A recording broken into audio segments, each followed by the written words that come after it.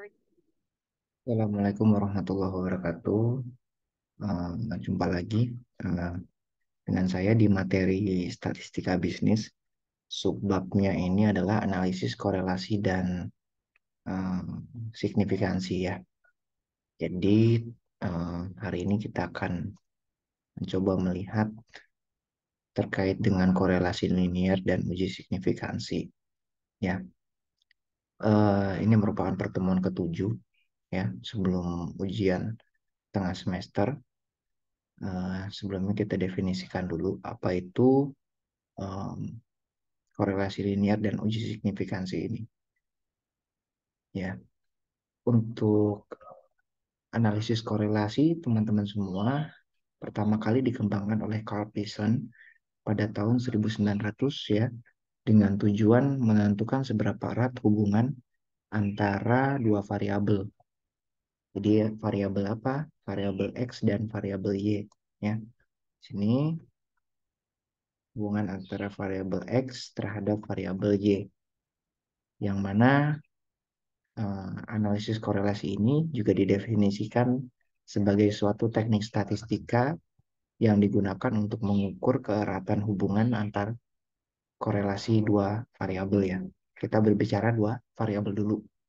Oke, nanti kita baru akan membahas kalau bagaimana dia uh, antar variabel. Jadi multivariabel gitu ya. Lalu kemudian tadi kita sudah mengenal definisi. Dan kita di sini juga akan membahas namanya koefisien korelasi. Jadi namanya suatu hubungan ada semacam indeks ya yang menyatakan seberapa erat hubungan antara suatu variabel X dengan variabel Y gitu ya. Yang mana didefinisikan sebagai ukuran korelasi antara dua variabel. Yang paling digunakan adalah salah satunya korelasi momen. Yang mana ini dikembangkan oleh Carl Pearson. Rumusnya teman-teman bisa lihat sendiri di sini.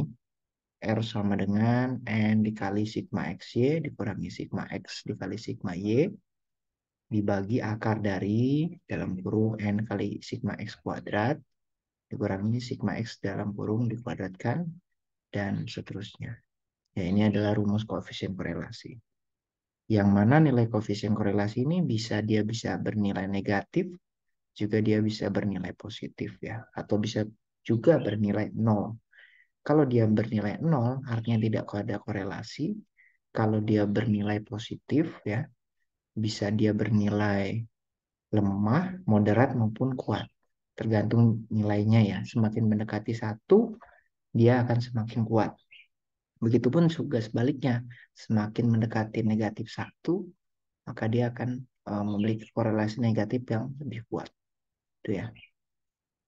Kemudian juga akan kita kenal di sini adalah koefisien determinasi atau R square, eh, biasa disimbolkan sebagai R square ya teman-teman semua, yang mana ini adalah didefinisikan sebagai kemampuan variabel X atau variabel bebas mempengaruhi variabel Y atau variabel dependennya atau terikatnya bernilai 0 sampai dengan 1, yang mana besarnya koefisien determinasi adalah kuadrat dari koefisien korelasi. Adapun rumusnya ya yang tadi sama, tinggal dikuadratkan saja seperti ini ya. Ada juga yang menuliskannya sebagai KD atau R square ya. Seperti itu. Oke. Kemudian terkait dengan uji signifikansi sendiri adalah prinsipnya untuk menguji apakah besarnya atau kuatnya hubungan antara variabel yang diuji sama dengan nol. Artinya apakah nanti kita definisikan apakah H1-nya sama dengan nol gitu ya. Jika besarnya hubungan sama dengan nol, maka hubungan antar variabel sangat lemah dan tidak berarti. Karena nanti di sini lawannya versus H2 itu tidak sama dengan nol. Gitu ya.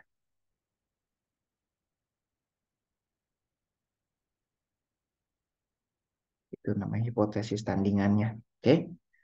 Atau juga bisa seperti ini. Nah, satu untuk yang single tail ya, satu ekor, kurang dari atau sama dengan 0, itu. Sorry. Nah, versus H2 daripada 0. Misalkan seperti itu ya teman-teman ya. Jika besarnya hubungan tidak sama dengan 0, ya, maka hubungan tersebut kuat dan berarti, artinya signifikan. Ini berarti tidak signifikan kalau ini. Oke. Nah, uji signifikansi koefisien korelasi dilakukan melalui 5 tahap, teman-teman semua.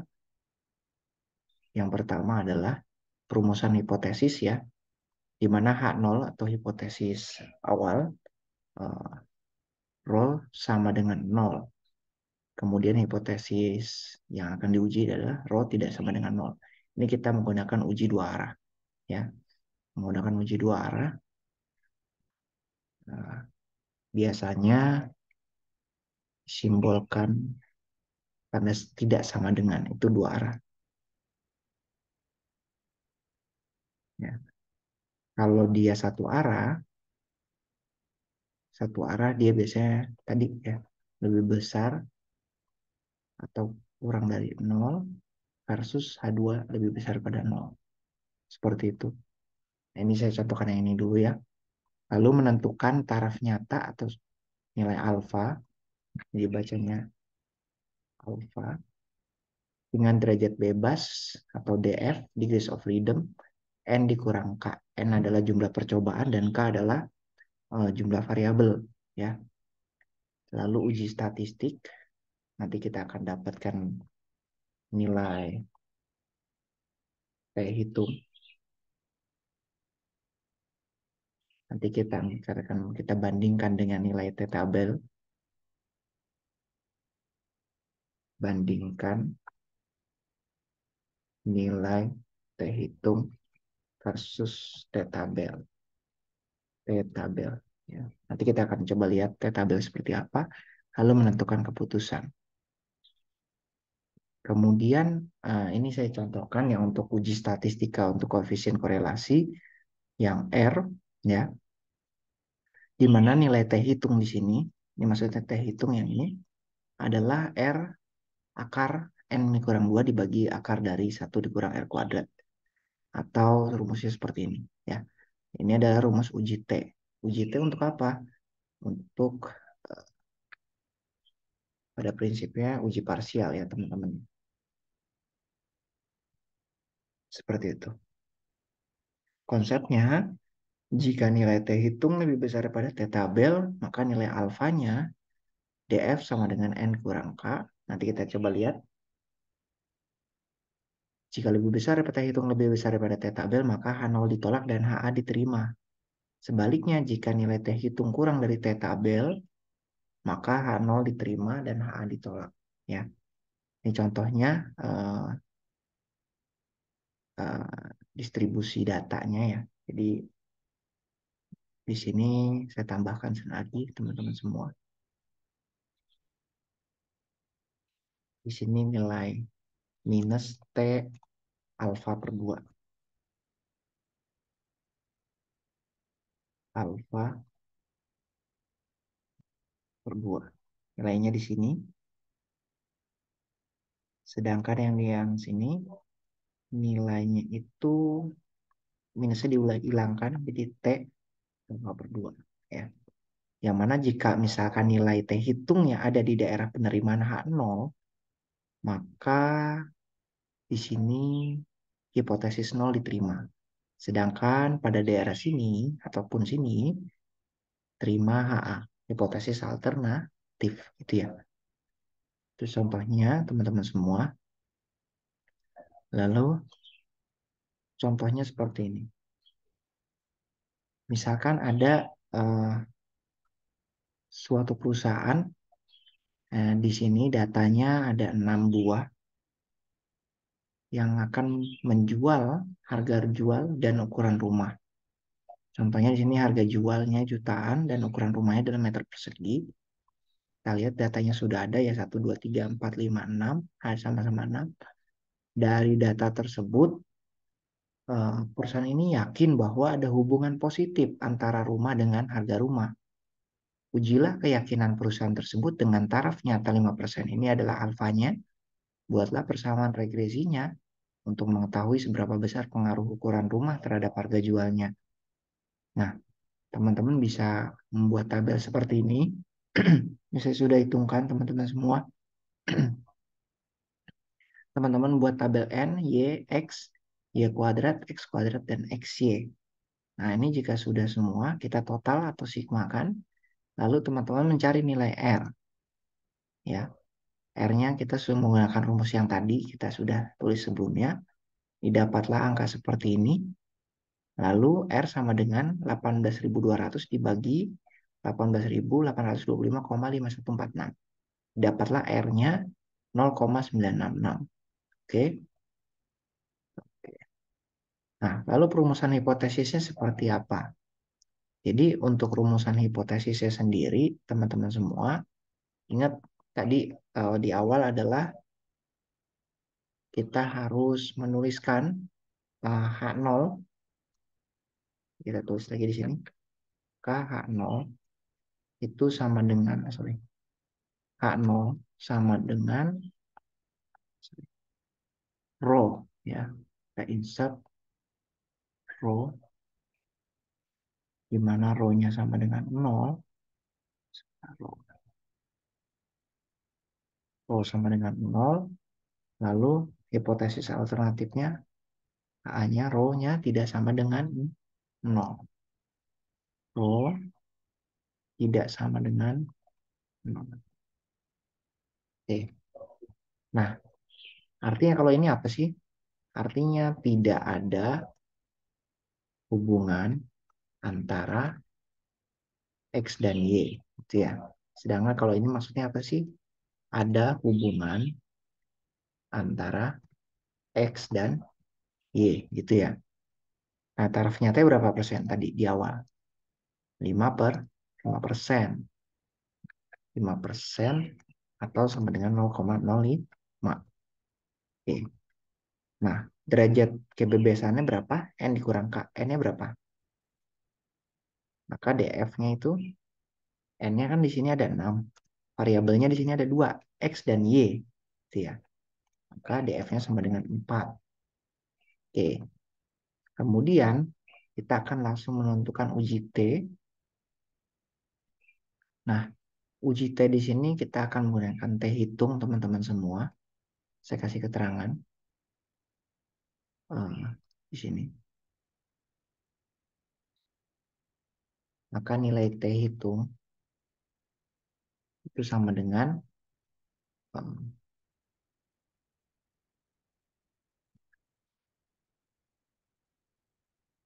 T hitung adalah R-nya tadi kalau nggak salah 0,966 ya. 0,966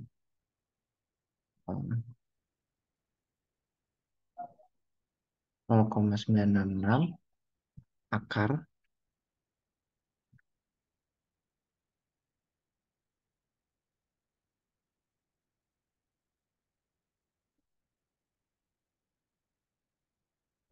dari, kalau misalnya N-nya itu tadi berapa? 6 ya. Dikurangi 2. Itu udah. Lalu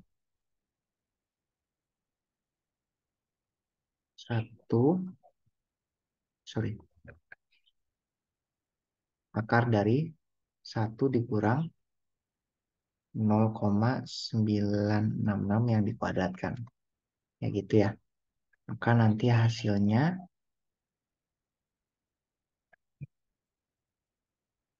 kira-kira itu kalau pakai kalkulator saya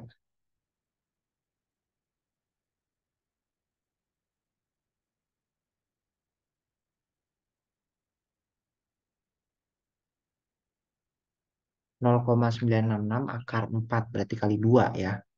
0,966 kali 2 itu sekitar 1,932.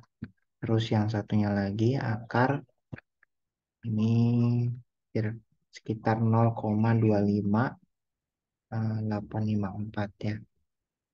Oke, nah ini jadinya berapa nilainya? Sama dengan 7,47 ya teman-teman semua ya. Maka T hitungnya adalah 7,47. Maka teman-teman kasih keterangan di sini. Nah, taraf nyata 5% untuk uji dua arah. Di mana alfanya harus bagi dua ya teman-teman semua ya. Alfanya harus bagi dua. Alfanya dibagi dua. Berarti kan 0,05 dibagi dua. Sama dengan 0,025. Dengan DF sama dengan 4. Kok 4? Kan 6 dikurang 2 ya. Sama dengan 4. N dikurangi K. Gitu ya. Maka nilai T tabel. Nah, nilai T tabelnya berapa sih? 0,025 titik koma. TF-nya 4. Berapa? Kita buka tabel dulu ya. Oke. Saya stop share dulu. Ntar. Table. Oke.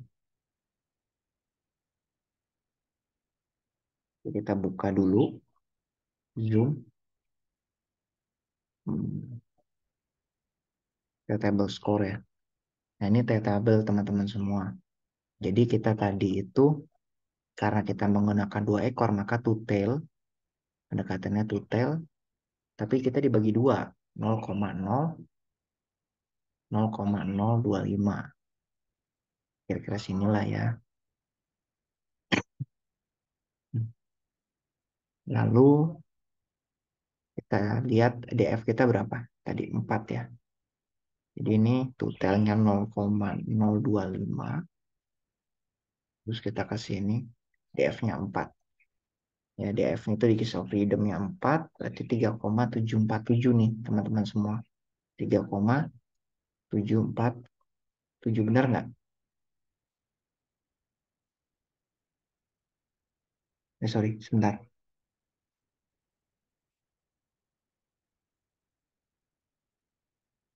Ini benar kan? Coba kita pakai di value calculator aja. Oke, ini kalau teman-teman bingung ya tadi ya. Di Grace of Freedom-nya tadi berapa? 4 ya. Significance levelnya 0,05. Maka calculate aja. Jadi untuk yang tutelnya, sorry teman-teman tadi salah. Itu 2,7763 ya. 2,7763. Tutel. Kalau untuk one tailnya 2,1318 kita pakai yang tutel ya karena kita alfa per 2 tadi dibagi ya. Berarti plus minus 2,7763. Oke.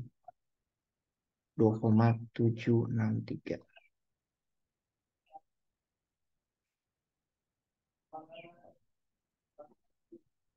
2, plus minus 2,77 ya. 2776 ya. Nah, kalau gitu karena nilai gimana? Nilai T hitung lebih besar pada T tabel. Kok bisa? T hitungnya tadi kan berapa? 7,47 ya. T tabelnya 2,776. Kalau digambarkan kayak apa sih, Pak? Kalau digambarkan kira-kira seperti ini. Sorry, saya ambil dulu. Kalau digambarkan tuh dia ya. Jadi di sini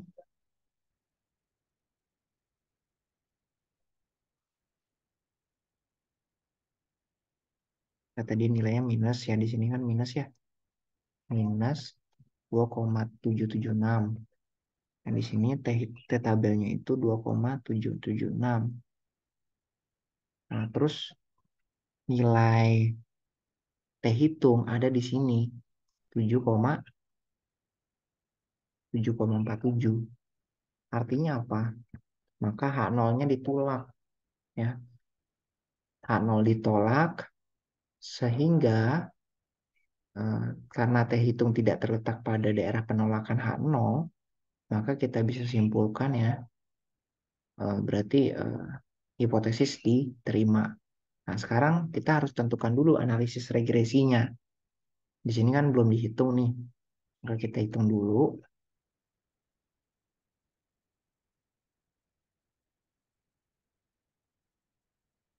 Ini. Maka B, kita hitung ya. B sama dengan dibagi dua. Maka N. N-nya tadi berapa? 6 ya. Dalam kurung. Sigma X-nya tadi 70.200. 70.200. Dikurangi sigma X. Sigma X-nya berapa? 620. 620 dikali sigma Y. Sigma Y berapa? 650. 650. N tetap tadi berapa? 6.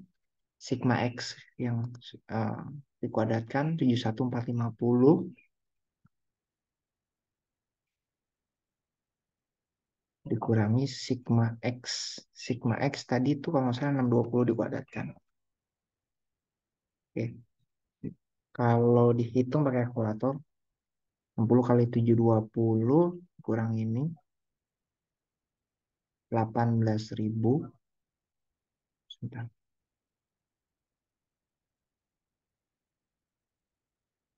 18.200 sama 44.300. Nanti dihitung ya, coba ya. Sama dengan 0,41. Lalu kalau untuk mencari nilai B, itu yang B, yang A gampang. Nah, hitung sama-sama.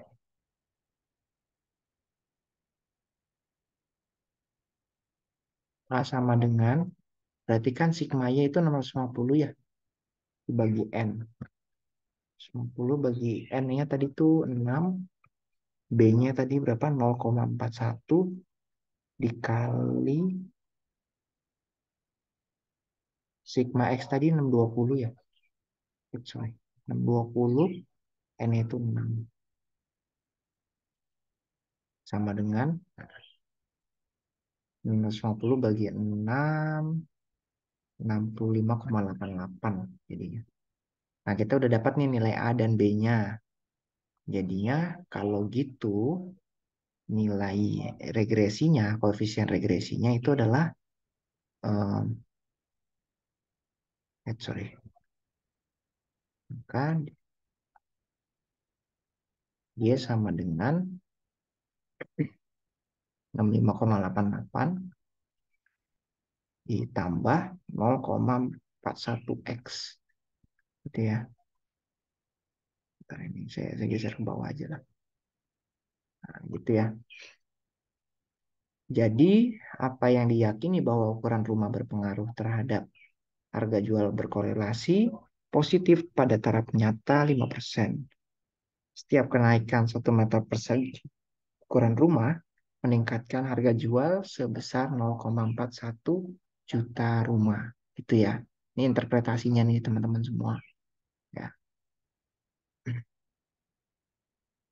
Oke, seperti itu kira-kira untuk uji signifikansi korelasi linear dengan uh, korelasi linear dan uji signifikansi. Nanti ya sehabis ini mungkin kita coba contoh-contoh lainnya ya. Oke, thank you. Mungkin ini aja video kali ini. Semoga bermanfaat. Assalamualaikum warahmatullahi wabarakatuh. Salam sejahtera untuk kita semua.